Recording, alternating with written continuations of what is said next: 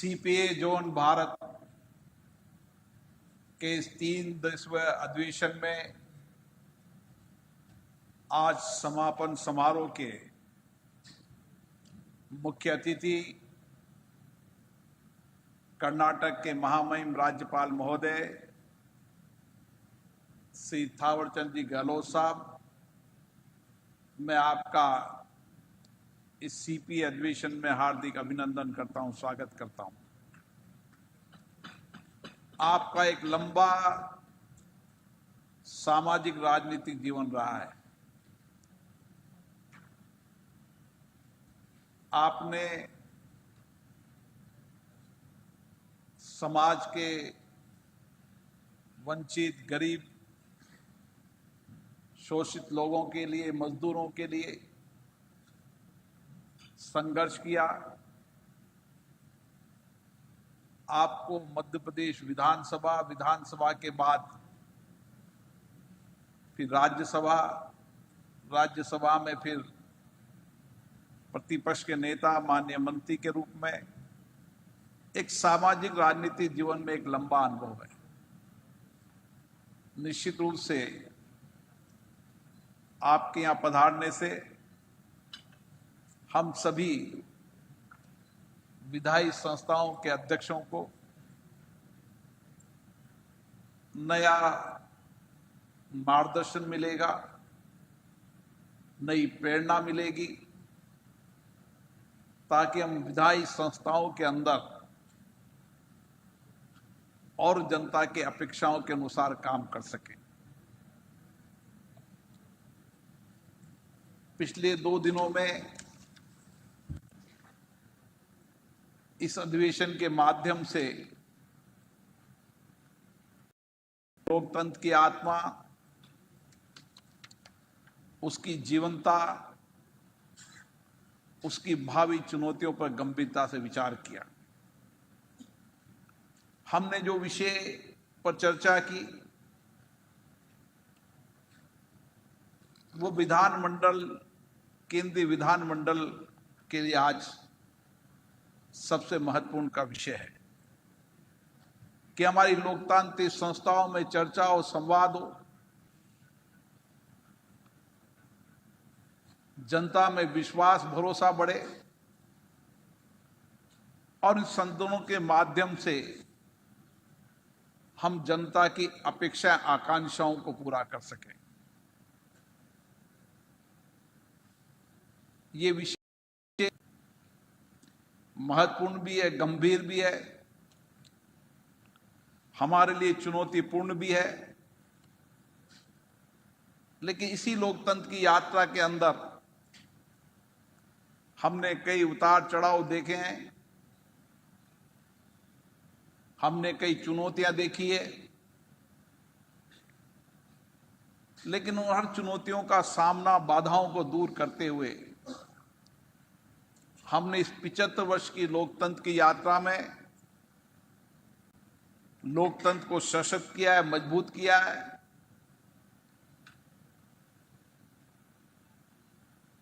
संस्थाओं को जवाबदेही बनाया है, शासन में जवाबदेही, कार्यपालिका में पाने का काम किया है। और इसीलिए इस लंबी यात्रा में आज देश और प्रदेश प्रगति की ओर भी है और हमने समाज जीवन के अंदर समृद्धि, खुशहाली भी लाए हैं। लेकिन हमारा लक्ष्य, हमारा संकल्प लंबा है। जिन अपेक्षाओं, आकांक्षाओं के साथ हमारी देश की आजादी की लड़ाई के लिए लोगों ने कुर्बानियां दी, हमें उनके सपनों का भारत बनाना है। हमें संविधान निर्माता बाबा साहब अंबेडकर और संविधान करने वाले महान पुरुषों का, जिनके मन के विचार, दृष्टिकोण इतने व्यापक थे कि आजादी के बाद देश में एक ऐसा संविधान बना जो जीवंत भी है और आज हमारा मार्गदर्शन भी कर रहा है। और उसी संविधान बनते समय जो डिबेट हुई, चर्चा हुई, हर विषय पर, हर अनुच्छेद पर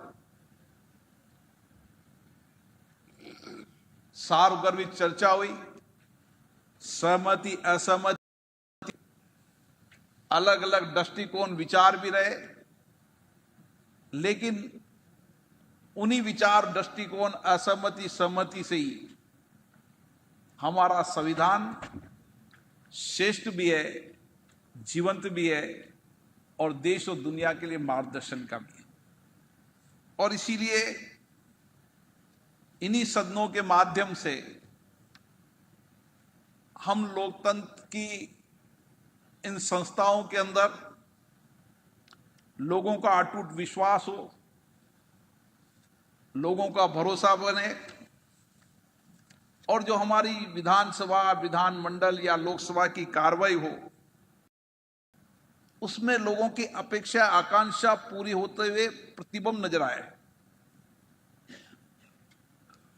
ये संस्थाएं सार्थक चर्चा, संवाद, विचार विमर्श, सहमति असहमति से पारदर्शी तरीके से, जवाबदेह तरीके से, उत्तरदायी तरीके से लोगों की अपेक्षाएं, आकांक्षाएं पूरी करें।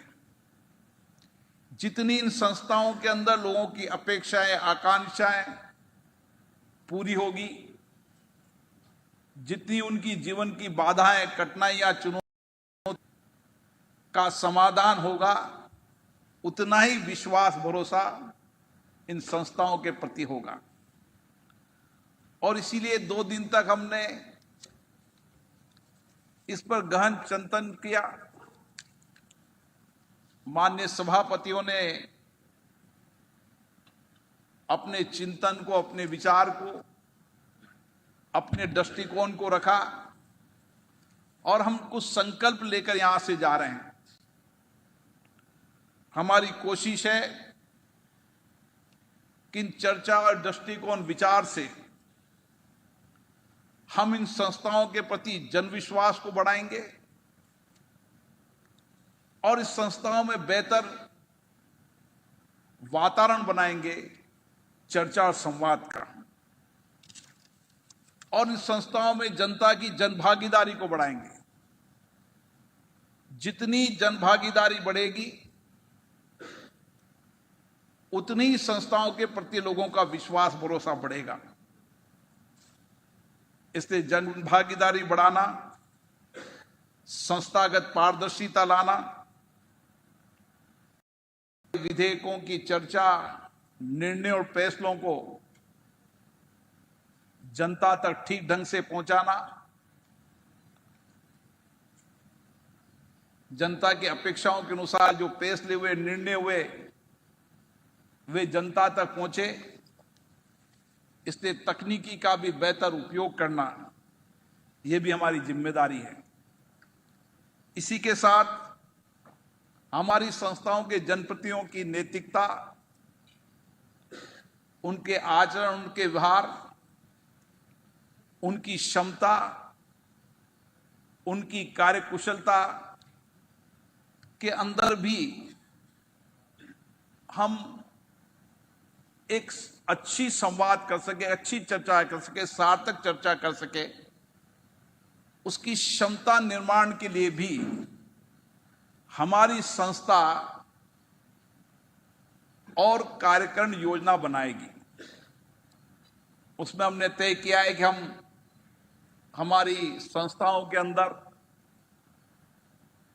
हमारी लाइब्रेरी, हमारी रिसर्च शाखा, हमारी रेफरेंस शाखा को और बेहतर बनाएंगे ताकि माननीय सदस्यों की दक्षता और उनकी चर्चा, संवाद में और बेहतर तरीके से सार्वत्रिक चर्चा कर सके। पुराने माननीय सदस्यों के अनुभव, विचार, उनके तर्क उनके ज्ञान को प्राप्त कर कर वह भी सदनों के अंदर एक बेहतर चर्चा कर सके। इसलिए हमने कहा कि संस्थाओं के समाप्त होना चाहिए। 100 साल पे के इस लंबे कार्यकाल में जो 1921 के अंदर जब ऑल इंडिया स्पीकर कॉन्फ्रेंस की बैठक हुई थी, उस समय भी निर्णय किया था। आज भी 100 साल बाद हम इसी दिशा की ओर बढ़ रहे हैं। यह हम सबके लिए चिंता का विषय रहता है कि सदनों में गतिरोध, नियोजित गतिरोध बढ़ रहा है, और इसके लिए हम और चर्चा करेंगे, राजनीतिक दलों से चर्चा करेंगे, जनप्रतिनिधियों से चर्चा करेंगे और श्रेष्ठ वातावरण बनाएंगे कि ये सदन चर्चा संवाद के लिए, सहमति असहमति के लिए, विभिन्न विचारों के दृष्टिकोण व्यक्त करने के लिए, लोगों की अपेक्षाएं, आकांक्षा, उनके विचार आज के मंच हैं।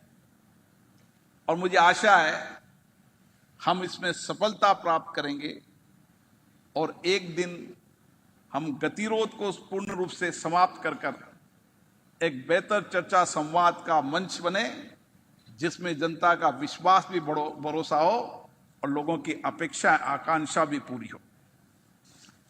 राजनीति में वैचारिक मतभेद हो सकते हैं, विचारधारा भी अलग होती है, मत भी अलग होता है। ये कर्नाटक की धरती तो हमारी प्राचीनतम लोकतंत्र की सर्वश्रेष्ठ पद्धति की धरती है, और इसीलिए विचारों में मतभेद, वैचारिक मतभेद, दृष्टिकोण हमेशा हमारे प्राचीनतम लोकतंत्र में रहा है। और लोकतंत्र यही है कि दृष्टिकोण, विचार, सहमति असहमति सब कुछ हो, लेकिन ये सब चर्चाएं हो। गतिरोध से, नारेबाजी से सदन को न चलाना, ये लोकतंत्र की स्वस्थ परंपरा नहीं रही। लोकतंत्र की उच्च परंपराओं को, सदनों की गरिमा और प्रतिष्ठा को बनाए रखने की जिम्मेदारी हमारी है, और हम इसको करते रहेंगे। इसी तरीके से हमारी संसदीय समितियों में दल और विचारधारा से ऊपर उठकर महत्वपूर्ण विधेयकों पर, महत्वपूर्ण मुद्दों पर, लोगों की वर्तमान और भावी चुनौतियों पर हम संसदीय समितियों के अंदर और बेहतर चर्चा करें, और संसदीय समितियों की जो सिफारिश है, उन सिफारिशों पर सदन में भी चर्चा हो और सिफारिशों के आधार पर विधेयक भी बने, ताकि हम और जनता के अपेक्षाओं के अनुरूप विधायकों को बना पाएंगे। डिजिटल पारदर्शिता का युग है। मुझे बहुत प्रसन्नता है, अधिकतम विधानसभाओं ने अपनी विधानसभा को पूर्ण डिजिटल किया है, पेपरलेस किया है। डिजिटल के माध्यम से विधानसभाएं जनता की पहुंच के नजदीक पहुंची है। विधानसभा की कार्रवाई, उसके निर्णय, फैसले, विधेयकों में हुए निर्णय, फैसले डिजिटीकरण के कारण जनता की पहुंच तक पहुंचे हैं। मुझे आशा है हम इसका और बेहतर उपयोग करेंगे, सकारात्मक उपयोग करेंगे, ताकि सकारात्मक दृष्टिकोण जनता तक पहुंचे। क्योंकि इस विधानसभाओं के मंडल में बहुत महत्वपूर्ण निर्णय होते हैं, महत्वपूर्ण चर्चाएं होती है, इसलिए ठीक तरीके से चर्चा संवाद पहुंचे। हम मीडिया के लोगों से भी अपेक्षा करेंगे कि जो माननीय सदस्य सार्वजनिक तर्क से मुद्दों पर चर्चा करते हैं, उनके वैचारिक दृष्टिकोण को ठीक से रखें, और हम सर्वजन हिताय पर चलने वाले लोग हैं और दुनिया हमारी तरफ देख रही है। आज वैश्विक लोकतंत्र के अंदर भारत का लोकतंत्र, भारत की लोकतांत्रिक संस्थाएं, वो देश के लिए, लोकतांत्रिक संस्थाओं के लिए मार्गदर्शन है। हमारा संविधान दुनिया के लिए मार्गदर्शन है। इसलिए हमारी और जिम्मेदारी बढ़ जाती है कि इस वैश्विक लोकतंत्र में भारत की लोकतांत्रिक संस्थाओं की प्रतिष्ठा और मजबूत हो और मार्गदर्शन देने वाली हो। इसीलिए हमें और गंभीर प्रयास करने पड़ेंगे। मुझे आशा है 2 दिन के इस सम्मेलन में जो निर्णय हुए, फैसले हुए, जो हमने संकल्प किए, उनको हम आगे बढ़ाएंगे और देश के हित में, राज्य के हित में, जनता के हित में, जनता के कल्याण के लिए, समाज के अंतिम व्यक्ति की आवाज सदन तक पहुंचे और सदन उस अंतिम व्यक्ति की आवाज की आकांक्षाओं के अनुरूप सदन में निर्णय फैसले हो, ताकि हम देश के अंदर कल्याण के साथ, सामाजिक बदलाव, आर्थिक बदलाव के साथ जो विकसित भारत का सपना है, माननीय प्रधानमंत्री नरेंद्र मोदी जी ने 2047 तक जो विकसित भारत का संकल्प दोहराया है, मुझे खुशी है कि राज्य की कई विधानसभाओं में अपने राज्य को विकसित राज्य बनाने के लिए एक लंबी चर्चा अपने अपने विधानमंडलों में की है। सभी लोगों के दृष्टिकोण, विचार, सकारात्मक सुझाव आए, ताकि विधानमंडल के अंदर भी एक सकारात्मक वातावरण से हम किस तरीके से विकसित राज्य, जब विकसित राज्य बनेगा तो विकसित भारत बनेगा, तो विकसित भारत की उस अपेक्षाओं के लिए जनप्रतिनिधियों के विचार आना, जनताओं के विचार आना और उसका रोड मैप बनना, मुझे लगता है ये एक अच्छी शुरुआत है और जो इसके बेहतर परिणाम भी आएंगे। इसलिए संस्थाएं वर्तमान परिप्रेक्ष्य की बात करती है और भावी चुनौतियां आने वाले मुद्दों पर का समाधान भी करती है। मैं पुनः महामहिम राज्यपाल महोदय का आज पधारने पर हार्दिक अभिनंदन करता हूं, स्वागत करता हूं।